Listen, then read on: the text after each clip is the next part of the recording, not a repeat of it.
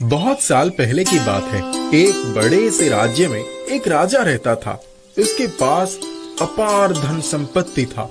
उन्हें किसी भी चीज का कोई कमी नहीं था, परंतु फिर भी राजा बहुत दुखी रहता था, क्योंकि उनकी एकमात्र कन्या बहुत दिनों से एक कठिन बीमारी से गुजर रही थी। दूर दूर से कई सारे डॉक्टर वैद्य को बुलाकर लाया गया था, पर कोई भी राजकन्या का इलाज करके उसे स्वस्थ नहीं कर पाया। राजा को केवल एक ही चिंता सताता रहता था कि कैसे वो अपनी बेटी को स्वस्थ कर पाएगा। प्रणाम महाराज। आप कौन हैं साधु बाबा, और आप क्या चाहते हैं? महाराज, मुझे कुछ भी नहीं चाहिए। मैंने सुना है आपकी बेटी की तबीयत खराब है, इसीलिए मैं आपसे मिलने आया था। आपकी बेटी को स्वस्थ करने के लिए मेरे पास एक उपाय है, और वो ये है कि राजकन्या को एक नींबू खिला दिया जाए। अरे मंत्रीवर, ये तो मैं अजीब मुश्किल में पड़ गया। साधु बाबा तो नींबू खिलाने के लिए कहकर चले गए, परंतु उन्होंने तो बताया नहीं कि कहाँ का नींबू, वो नींबू किसके वृक्ष का होगा और मुझे मिलेगा कहाँ से? क्या तुम लोगों को कुछ पता है? नहीं महाराज, हम लोगों को इन सब के बारे में कुछ भी नहीं पता। अगर तुम्हें इतना भी नहीं मालूम तो मंत्री किस लिए बने हो?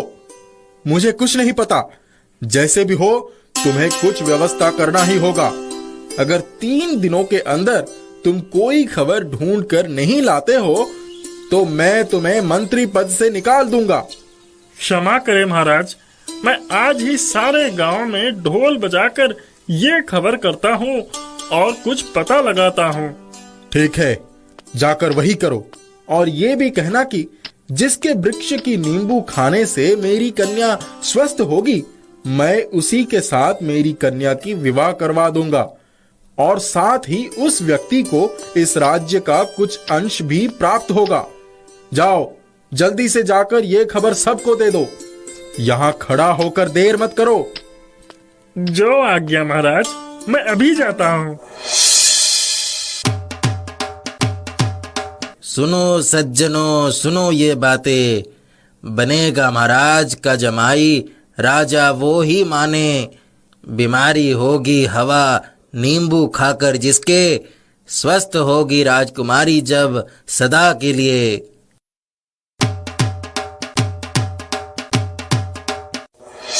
गांव के एकदम अंत में एक किसान रहता था। उसके घर पर एक बड़ा सा नींबू का वृक्ष था। उस वृक्ष का नींबू जितना बड़ा था उतना ही मीठा, और उसका रंग भी बहुत सुंदर था। ऐसे नींबू को पहले कोई खाया तो दूर की बात, देखा तक भी नहीं था। उस किसान के 2 ही लड़के थे, रमेश और दिनेश। रमेश बड़ा था और दिनेश छोटा। रमेश बहुत ही चालाक लड़का था और दिनेश को सभी बुद्धू मानते थे। रमेश, तू इस टोकरी में भरकर राजकन्या के लिए नींबू ले जा। अगर राजकन्या इस नींबू को खाकर स्वस्थ हो जाती है, तब तो महाराज तुझे उनका जमाई राजा बनाएंगे, साथ में राज्य भी देंगे। उसके बाद हम लोगों को और खेती बाड़ी नहीं करना होगा। हम सब आराम से बैठकर खा पी सकेंगे। तू जल्दी इसे लेकर जा।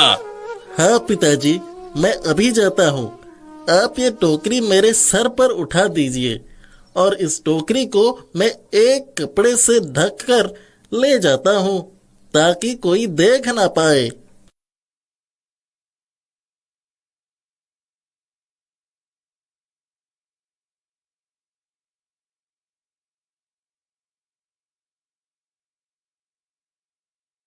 बेटा, तुम्हारे टोकरी में क्या है?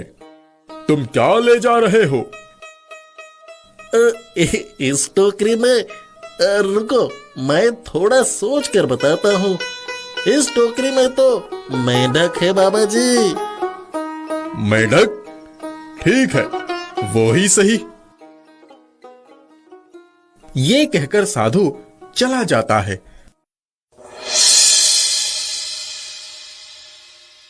क्या बात है, क्या चाहिए? इस टोकरी में क्या लेकर आए हो? इस टोकरी में नींबू है, जिसे खाने से ही आपकी कन्या स्वस्थ हो जाएगी। ये तो बहुत ही अच्छा है। ठीक है, निकालो नींबू अपनी टोकरी से। महाराज, अगर राजकन्या इस नींबू को खाकर स्वस्थ हो जाती है, तब तो आप मेरे साथ उसकी... हाँ, जरूर करवा देंगे, पर पहले तुम अपनी टोकरी से नींबू निकालकर राजकन्या को खिलाओ तो सही। पहले वो स्वस्थ तो हो जाए। परंतु अगर स्वस्थ नहीं हुई तो फिर तुम भी लकड़ी से पिटाई खाने के लिए तैयार रहना। बाप रे, ये क्या है? ये सब क्या ले आए हो? ये तो सब मेरे शरीर पर चढ़कर उछल कूद कर रहे हैं। कोई जल्दी से लड़के को पकड़ो और रस्सी से बांधकर खूब पिटाई करो। ध्यान रखना कि कहीं भाग ना जाए। महाराज से मजाक करने का फल अब इसे समझ में आएगा। जमकर इसकी पिटाई करना। महाराज, मुझे मत मारिए। मैं सच में इस टोकरी में नींबू भरकर लाया था, परंतु वो सब नींबू मेंढक में कैसे बदल गए मुझे नहीं पता। तू फिर से झूठ बोल रहा है। क्या नींबू कभी मेंढक बन सकता है? तू अभी तक यहाँ खड़ा है, तुरंत यहाँ से निकल जा। रमेश महाराज को वही लकड़ी से मार खाकर दुखी होकर घर चला आता है। घर जाकर पिताजी को सारी बातें कह सुनाता है। अरे, ये क्या बोल रहा है? ऐसे कैसे हो सकता है? तू क्या जाते समय रास्ते में किसी के साथ बात किया था? हाँ पिताजी, रास्ते में एक साधु बाबा मिले थे। उसने मुझे पूछा था कि मैं टोकरी में क्या लेकर जा रहा हूँ, और मैंने उनसे झूठ कहा था। ओह, अभी मुझे बात समझ में आया। तुझे क्या इतना सा भी अकल नहीं है कि कोई अच्छे काम के लिए जाते समय कभी झूठ नहीं कहना चाहिए? एक काम भी तुझसे नहीं होता। ठीक है, जो हुआ सो हुआ। ये मौका मैं अपने हाथों से गंवाना नहीं चाहता। कल सुबह मैं दिनेश को नींबू के साथ महाराज के पास भेज दूंगा। मैं जाकर सब तैयारी करता हूं।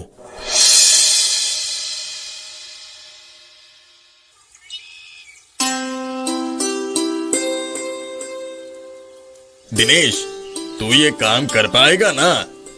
मैंने जो भी कुछ कहा है तुझे याद तो है ना? रास्ते में जाते समय तू किसी से बात मत करना। मेरे मुंह में काली पोत कर मत आना। अभी निकल जा और देर मत कर। ठीक है पिताजी, तुमने मुझसे जैसा कहा है मैं वैसा ही करूंगा।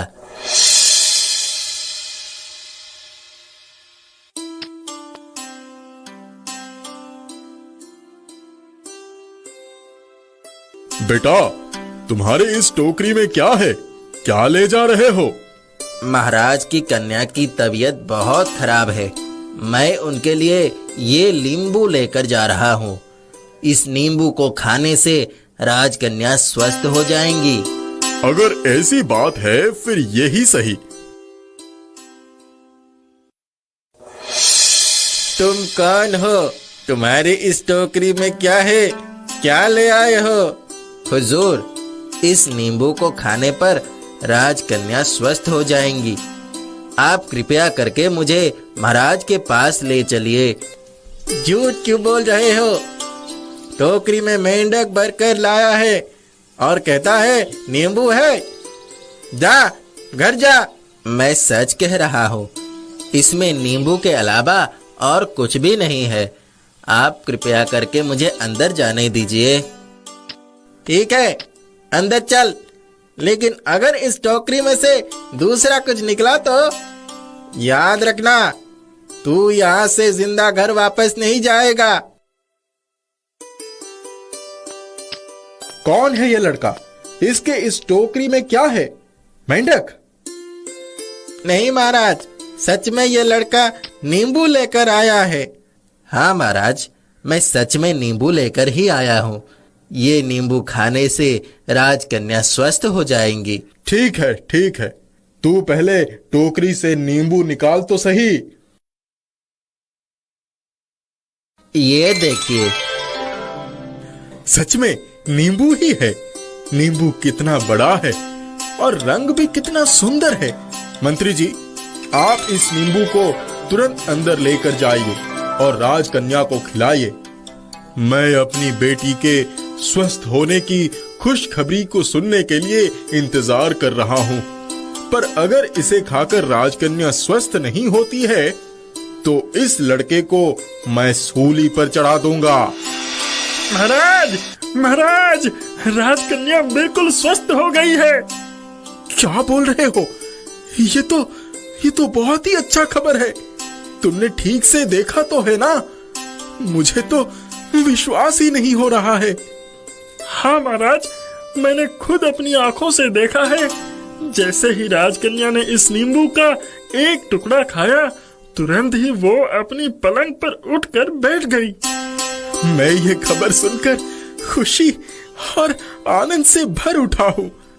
आज यहाँ राज्य उत्सव होगा।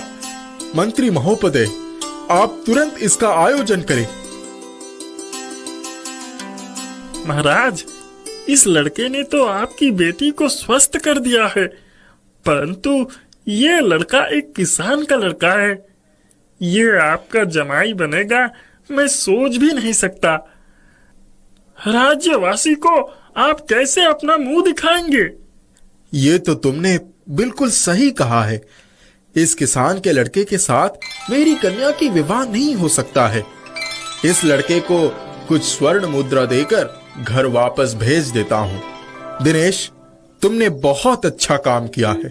मैं इससे बहुत खुश भी हुआ हूँ और इसी कारण मैं तुम्हें राजकोष के कुछ स्वर्ण मुद्रा उपहार के तौर पर दे रहा हूँ। उसे लेकर तुम घर चले जाओ। क्षमा करें महाराज, मुझे स्वर्ण मुद्रा नहीं चाहिए। आपने कहा था राजकन्या के साथ मेरा विवाह करवा देंगे। देखो लड़के, राजकन्या से विवाह करना इतना आसान बात नहीं है। महाराज, मैं तैयार होकर आया हूँ। अगर आप राजकन्या से मेरी विवाह नहीं करवाएंगे तो मैं यहाँ से हिलूंगा भी नहीं। इस लड़के को मैं एक ऐसा कार्य सौंपता हूँ जो ये नहीं कर पाएगा। एक उपाय है। अगर तुम मेरा एक कार्य कर दोगे तो मैं अपनी बेटी का विवाह तुम्हारे साथ कर दूंगा। महाराज, क्या कार्य करना है? मैं सब काम करने के लिए तैयार हूँ। 7 समुंदर पार घगासुर नामक एक राक्षस रहता है। सुना है उसके पूंछ में लगे पंख बहुत ही सुंदर है और अगर उस पंख को कोई मुकुट में लगाकर पहनता है तो पहनने वाले का शोभा और बड़ा हो जाता है। इसीलिए तुम्हें मेरे लिए उसके पूंछ से एक पंख लाकर देना होगा। जो आज्ञा महाराज, मैं अभी जाता हूँ और आपके लिए वो पंख जरूर ले आऊंगा। महाराज, आपने उस लड़के को बहुत ही अच्छा कार्य सौंपा है। इस लड़के में कितना साहस है कि वो कहता है आपको पंख ला कर देगा। अगर वो उस भयानक राक्षस के पास चला जाएगा तब वो उसे वही खा लेगा। फिर उसका राजकन्या से विवाह करने का सपना भी सपने में ही रह जाएगा। ये सोचकर मुझे इतना हंसी आ रही है कि अब तो पेट में दर्द होने लगा है। मैं निकल तो गया घगासुर के खोज में। सुना है कि उसका घर निर्मला नदी के किनारे पर है। घर जहाँ भी हो और जितना भी दूर क्यों ना हो, मुझे तो जाना ही होगा और पंख लेकर आना भी होगा। इतना तो मुझे करना ही होगा राजकन्या से शादी करने के लिए। अरे, यही तो वो नदी है और नदी के उस पार एक बड़ा सा घर भी दिख रहा है। वही घगासुर का घर है। जो भी हो, अंत में मैं पहुंच ही गया। परंतु कोई दिख क्यों नहीं रहा है? किनारे पर कोई नाव भी नहीं है। मैं उस पार जाऊंगा कैसे?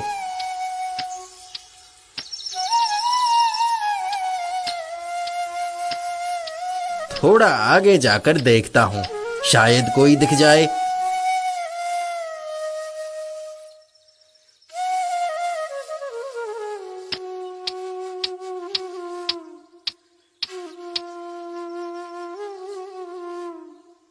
अरे, वो तो एक बुजुर्ग आदमी बैठा हुआ है। उसे पूछता हूँ। अरे ओ चाचा जी, सुन रहे हो? लगता है ये आदमी शायद कान में कम सुनता है। मुझे उस पार घगासुर के घर जाना है, पर जाऊंगा कैसे? किनारे पर तो नाव ही नहीं है। आपको क्या कुछ पता है? इधर कुछ भी नहीं है बेटा। मैं तुमको अपने कंधे पर चढ़ाकर नदी के उस पार ले जाता हूँ। आओ, तुम मेरे कंधे पर चढ़ जाओ, मैं तुमको उस पार पहुंचा दूंगा।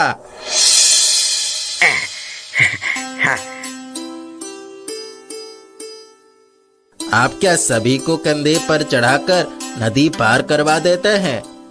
आपको कष्ट नहीं होता है? क्या करे बोलो, बचपन से ही मैं यही काम करता आ रहा हूँ।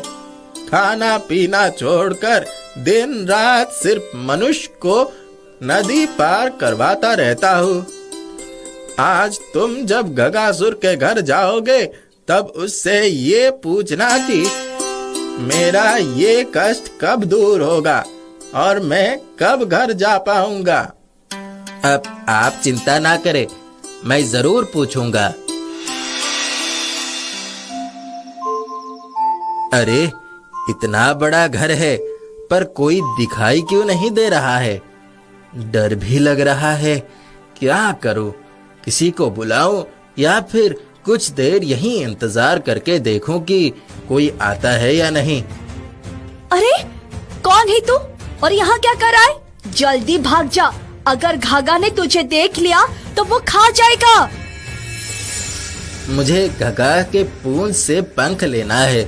मैं पंख लिए बिना यहाँ से नहीं जाऊंगा। और एक वृद्ध व्यक्ति जिन्होंने मुझे नदी पार करवा दिया है, उसने मुझे ये पूछने के लिए भी कहा था कि वो घर कब जाएगा। उनका मन बहुत ही दुख दर्द से भरा हुआ है। कहाँ तू अपनी प्राणों का बचाते हुए यहाँ से भागता फिरेगा? वो ना करके तो हजारों सवालों का जवाब मांग रहा है। ये सब जवाब अभी यहाँ नहीं मिलेगा। तू घर जा। और तू पंख लेकर क्या करेगा? हाँ, अगर मैं पंख लेकर नहीं जाऊंगा तो महाराज की कन्या से मेरा विवाह नहीं हो पाएगा। कोई जुगाड़ करके दो ना। मैं तो तुम्हारे बेटे जैसा ही हूँ। अगर मेरे जगह पर तुम्हारा अपना बेटा होता तब क्या तुम उसके लिए इतना सा भी उपकार नहीं करते? क्या तूने मुझे माँ कहा? मुझे माँ कहकर कभी भी किसी ने नहीं बुलाया है। अगर तू मेरा बेटा है तब तो तेरे लिए कुछ करना ही होगा। ठीक है, एक काम कर, तू घर के अंदर आ जा और पलंग के नीचे छुप जा। जब घाघा घर आएगा तब तू अपना काम कर लेना, ठीक है? अरे गगी, बहुत भूख लगा है, कुछ खाने का आयोजन करो। रुक रुक, मुझे इंसानों का खुशबू मिल रही है। इंसान कहाँ से आया? निश्चित रूप से इस घर में कोई इंसान है। मुझे इंसान दे, मैं उसे खाऊंगा। अब जी, वो एक इंसान घर में आया था, अब इसीलिए तुम्हें उसका गंध मिल रहा है, लेकिन वो तुम्हारा नाम सुनते ही भाग गया। ठीक है, समझ गया। अभी कुछ खाने के लिए दे, मुझे बहुत भूख लगा है। खा के थोड़ा बहुत सोना भी पड़ेगा, फिर रात होने पर निकलना भी है। अरे, पूंछ में कितनी चमत्कार पंख है। जैसे ही घगा सो जाएगा पंख को फाड़ कर ले जाऊंगा।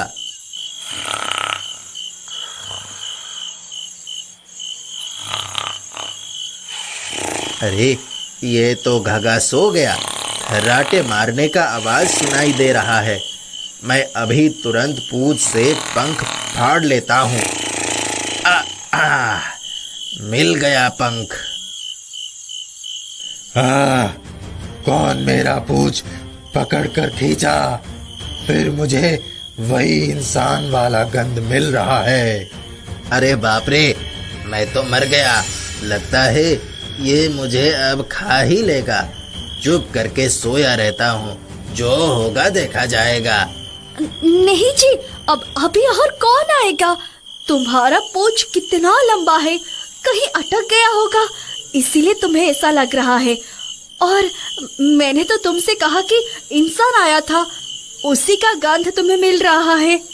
वो कह रहा था कि कौन एक बुरा व्यक्ति कंधे पर इंसान को चराकर नदी पार करवाता है, क्या वो कभी घर नहीं जाएगा? उसके साथ में ये भी कहा कि उस बुरे व्यक्ति का मन बहुत दुख कष्ट से भरा हुआ है। हाँ, वो बूढ़ा तो एक नंबर का गधा है। उसको एक दिन किसी इंसान को नदी के बीच छोड़कर घर चले जाना होगा। जिसे वो नदी के बीच छोड़कर जाएगा, वही बाकी जीवन लोगों को नदी पार करवाता रहेगा। वाह, बहुत अच्छा हुआ। मुझे मेरे सवालों का जवाब भी मिल गया और साथ में पंख भी। अभी चुपचाप यहाँ लेटा रहता हूँ। जैसे ही घगासुर घर से निकलेगा, मैं भी निकल जाऊंगा।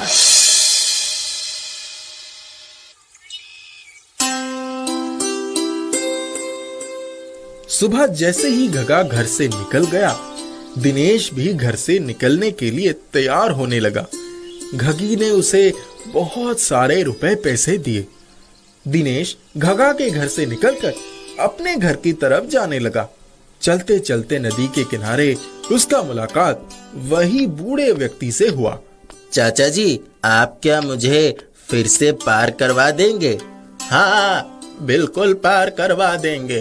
तुमने घग्गा से पूछा था कि मेरा दुख कष्ट का अंत कैसे हो पाएगा? हाँ, किया था। उन्होंने इसका एक उपाय भी बता दिया है। अरे, उसने क्या कहा है, मुझे बोलो। पहले आप मुझे नदी के उस पार पहुंचा दीजिए, फिर मैं आपको बताऊंगा।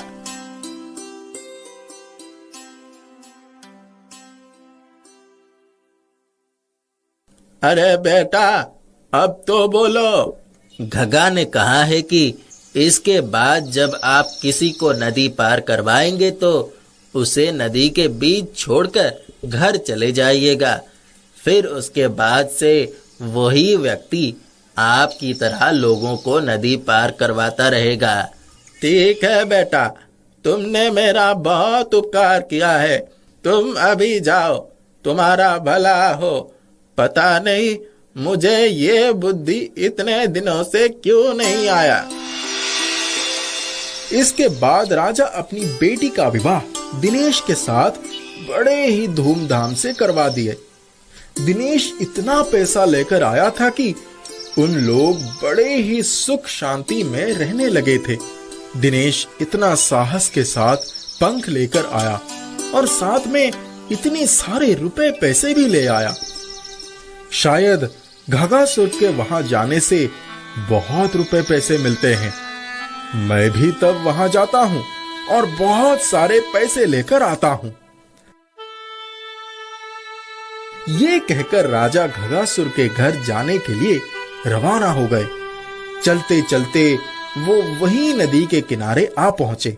नदी पार करने के लिए राजा को भी उसी बूढ़े व्यक्ति के साथ मुलाकात हुआ और वो बूढ़ा व्यक्ति मौका देखकर राजा को नदी के बीच छोड़कर भाग गया। अरे, तुम मुझे नदी के बीच में छोड़कर कहां भाग रहे हो? मुझे ऊपर उठाओ। कहां भाग रहे हो? मैं कह रहा हूं, मुझे ऊपर उठाओ। अब रहो तुम नदी के बीच में और लोगों को कंधे पर चढ़ाकर नदी पार करवाते रहना। मैं इस दिन के लिए और मौके के लिए कब से प्रतीक्षा कर रहा था।